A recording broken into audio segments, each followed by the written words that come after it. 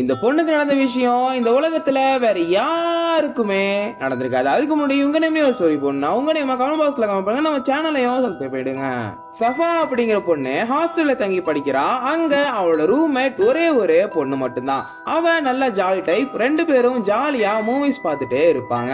ஒரு நாள் அந்த பொண்ணு மனசுடைஞ்சு போய் அழுகிறா. இத பார்த்த சஃபா என்னாச்சு அப்படின்னு கேக்குறா. அதுக்கு அந்த பொண்ணு எதனால் அழுகிறேன் அப்படிங்கிற கதைய சொல்றா.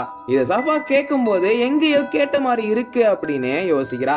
அந்த பொண்ணே ஃபுல் கதையை சொல்லி முடிச்சதும் சஃபா அந்த பொண்ணு கிட்ட சரி ஒன்னும் பிரச்சனை இல்ல எல்லாம் சரியாகிடும் அப்படின்னு சொல்றா. அதுக்கப்புறம் அன்னைக்கு நைட்டு சாப்பிட்ட முடிச்சிட்டு ரெண்டு பேரும் மூவி பாக்குறாங்க.